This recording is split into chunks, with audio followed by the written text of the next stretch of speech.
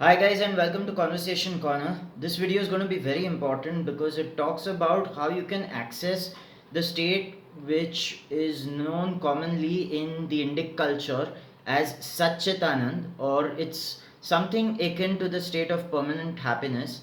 And I want to let you know, conceptually at least, how you can experience this in your waking state. When you're dreaming, you don't suffer because there is no object and there is no observer.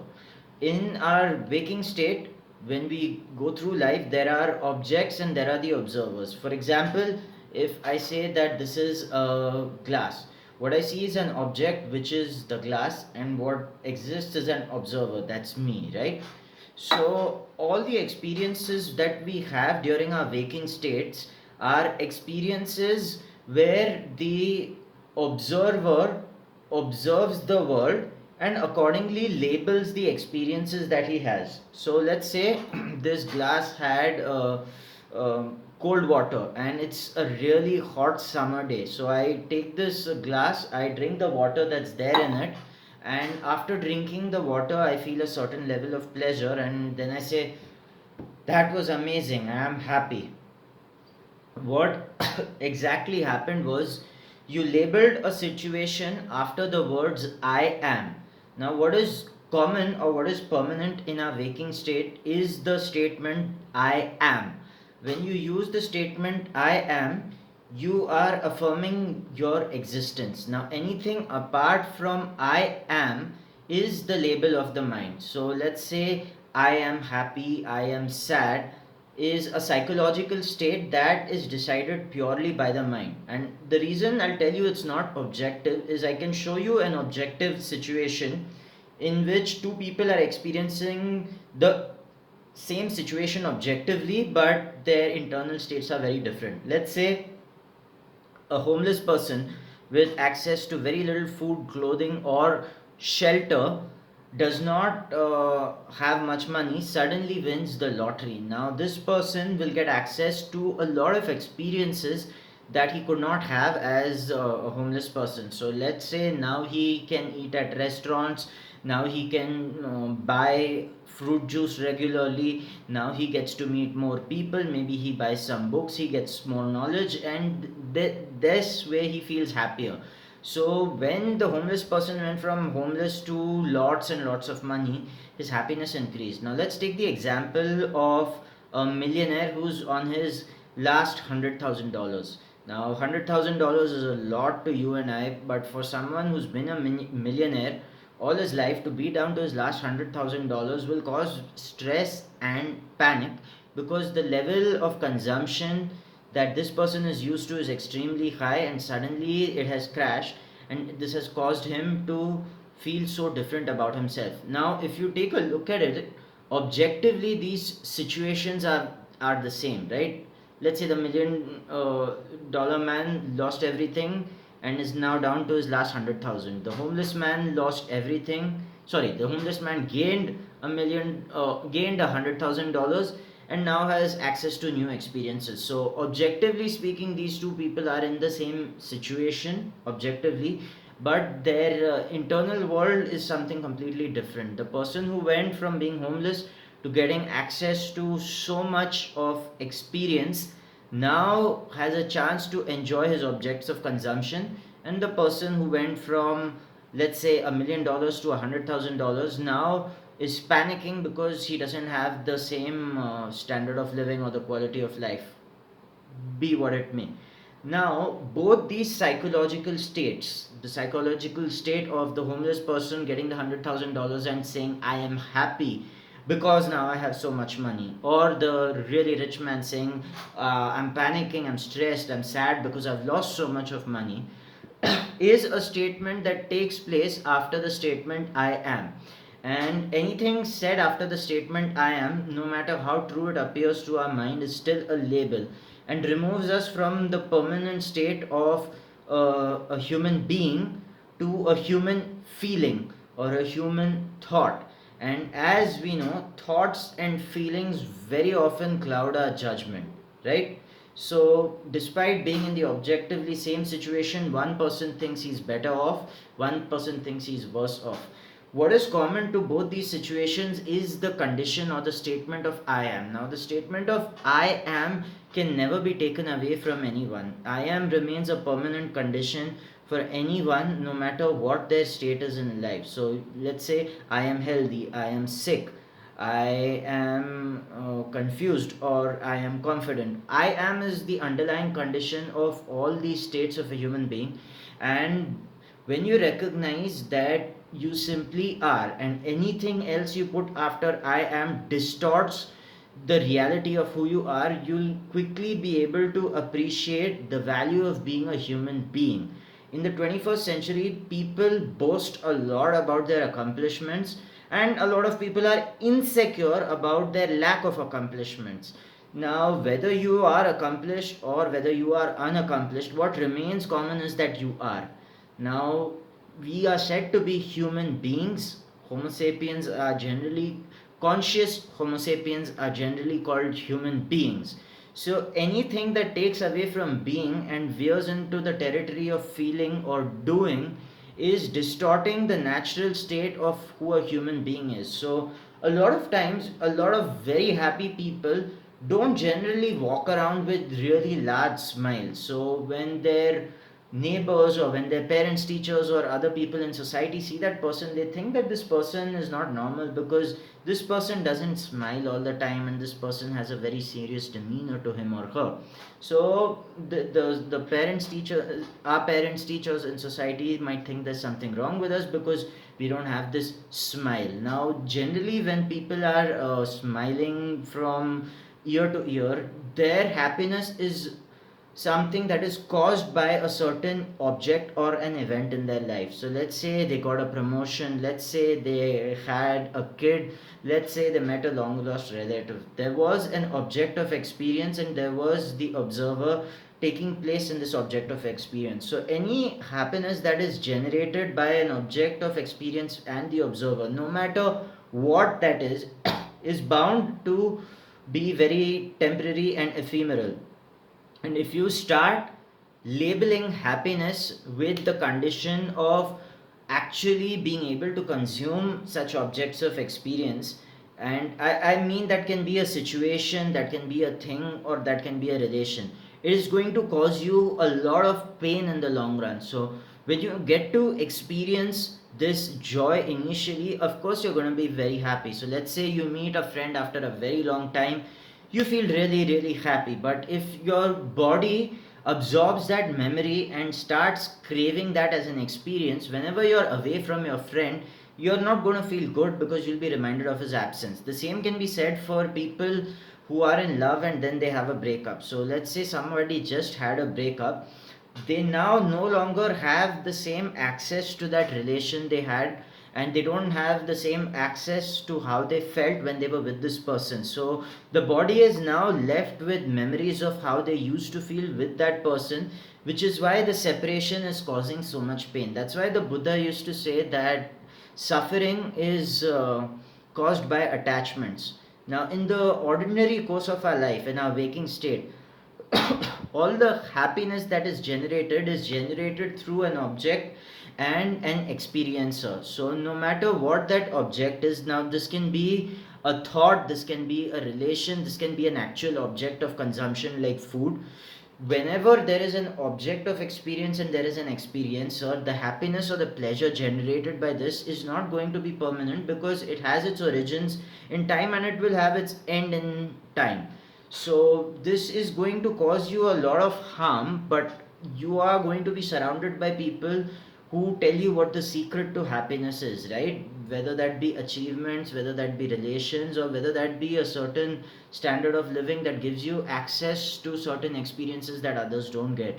In all these cases, you are distracted from your natural self of what is called being a human being. Now, I explained to you the idea of happiness in deep sleep comes from the absence of the objects of experience and the experiencer, which is why in deep sleep you never suffer. So in the waking state, you may be sick, you may be unwell, you may be stressed, you may have very bad or stressful relations with your friends or your colleagues or your family, but when you are in deep sleep, you don't exist in the sense that you exist in the waking state.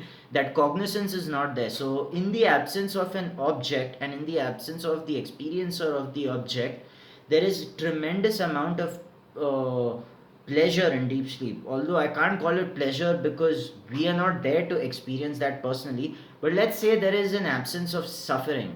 Now this cannot be maintained permanently in the wakeful state because of our mind and our biology. We need to remember that we are not simply pure consciousness, we are consciousness in a mind and a body. So whenever we are faced with stressful situations, we tend to associate ourselves with that situation. In the same light, when we are in pleasant situations, we associate ourselves with the pleasant situations, which is why they say that sorrow and grief are two sides of the same coin. Sorry, which is why we say that happiness and sadness are two sides of the same coin. Because when your mind puts a label on a certain event and then decides whether you are happy or not, what it does is it makes you very vulnerable to outer circumstances. So let's say you're happy today because you're on a vacation and you got to meet your children, or in case of children, you got to meet your parents. So the mind has now put the label, I am happy because so and so, I got to meet my parents or I got to meet my children. But of course, you're not going to be with them forever. Even if you live in the same house, sooner or later someone dies, and that pain of separation then takes place, right? And let's talk about the flip side. Let's say you've had a very bad day. Let's say things aren't going well at the office or with a friend or a colleague or a spouse, whatever the case may be. So the mind again plays its trick saying, I am unhappy or stressed because so and so. And we assume that such situations are permanent. Like, no setback is really going to be permanent. At some point in time, you'll either get used to not being where you were, or you'll put in the effort to try and get back to where you were, or even better, right? So all the distortions that take place to our natural state of being and happiness come from the labels of the mind. And the labels of the mind exist in thoughts and in feelings, and sometimes in actions too. So any kind of happiness that comes from thoughts, feelings and actions is always going to cause us misery, because the external world circumstances do not remain permanent, right? Let's say you enjoy eating food, you can only enjoy the taste till the point you're full. Once you're full, you can't eat anymore. Same goes with consuming a certain beverage, or in this case alcohol. You may enjoy alcohol till a certain stage, later you get drunk and later you pass out. So all pleasure or all happiness that comes from an object of experience and an experiencer is going to be temporary. The real lasting happiness is actually a permanent state of happiness that does not come from achievements. So the whole question of how do I become happy becomes very irrelevant, because doing implies a certain object and an experiencer, right? So let's say I want to feel the pleasure of eating good food. So how do I be happy in this case becomes a label that the mind says eat mangoes, or eat a rasgulla. So the trick your mind played on you here was telling you that the happiness lied in the object of experience, which was the rasgulla.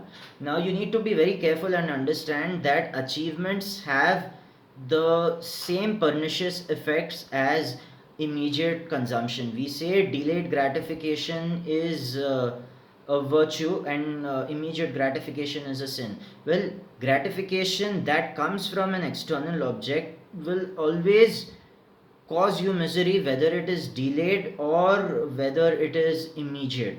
In case of delayed gratification, you feel that life is worthwhile as long as you're pursuing your goals, and what happens is the day you achieve those goals, you feel a sense of void because now there's nothing to look forward to, right?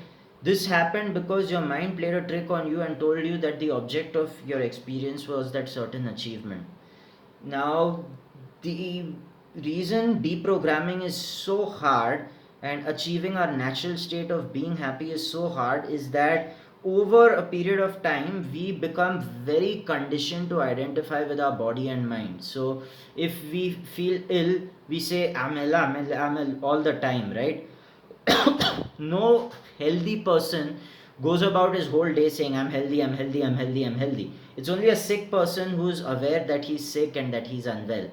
So when you're biologically sick, your immediate goal is to become healthy, and once you're healthy, things are fine. However, the mind is quite a different beast. When your body is sick and unwell, it needs to be healthy for you to operate well. Otherwise, you do suffer a lot. Some people with huge amounts of mental discipline can overcome that pain, and kudos to them.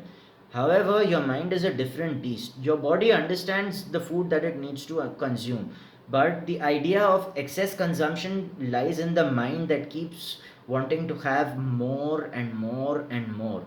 So whenever you identify with your mind is when you're going to say things like I am happy or I am sad. The permanent state of happiness comes simply from the statement I am. Once you use the statement I am, you've actually affirmed yourself as a human being. When you say I am happy or I am sad, you have affirmed yourself as a thought or a feeling, right? Or I think or I am are thoughts and feelings, or I do is an action.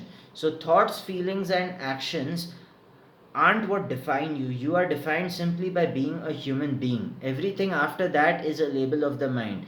Healthy, unhealthy, rich, poor, stressed, clear, confident. These are all labels of the mind, and although they may be realities, they still don't take away from the essence of who you are, which is a human being. So notice that when you are happy, when you are sad, when you are healthy, when you are unwell, you still are, right? You remain a human being. You don't transform into something different when you're happy or when you're sad.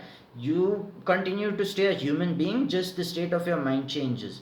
So the best way to get access to this permanent state of happiness is recognizing that you're a human being. You are not a thought, you are not a feeling, and you are definitely not an action. So do not ask how to become happy, because doing something implies an action, and you are not a human action, you are a human being. So your natural condition is happiness. However, you find that to be bullshit because you've been trained throughout your adult life, throughout your adolescent life, and throughout your life as a child that you become happy when you achieve a certain thing or when you consume a certain object of experience. Now, the happiness that you get from consumption of a certain experience is going to be limited, is not going to be permanent, and this will always distract you from your natural state. So, what happens is when we do something that gets us recognition, let's say we sing a song brilliantly or we play a sport brilliantly, the world applauds us, right? And actually consuming this applause is dangerous because it's taking us away from our natural state. Now when happiness does not come from being who you are, but it comes from the applause you receive from the world, you're actually losing your humanity, because from being a human being you're going into the state of being a human feeling. And a human being is not a thought, is not a feeling, is not an action. But the way a human being is trained over the course of his lifetime leads a human being to believe that he is a thought, he's a feeling, or he's an action. Which is why most of the world is stressed right now, because we have identified ourselves very closely with our minds and our intellects. And this is the reason I believe most people are going to suffer in the 21st century. The intellect is being worshipped at levels that it was never before, but so are the objects of consumption. So either people take great pride in being intellectual, or they take great pride in having a high standard of living and getting access to objects of consumption. Now the happiness that comes from either intellectual pursuits or from objects of consumption are states of happiness that arise from a certain cause. So let's say you didn't know a certain language and later you became fluent